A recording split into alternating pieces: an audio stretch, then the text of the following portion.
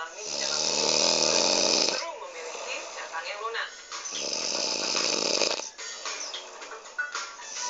Ngomongin soal kopi, tahukah Anda kalau kopi sudah ada sejak 800 sebelum Masehi?